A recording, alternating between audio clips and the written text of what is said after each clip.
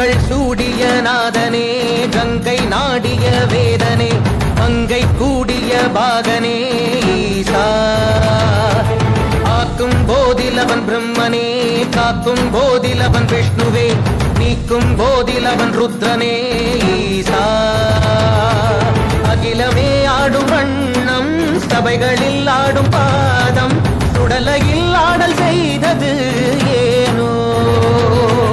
அமுதமே வேண்டும் என்று கடலையே கடைந்த போதில் அதில் வரும் நஞ்சையேற்றாயேனோ சதுர்வி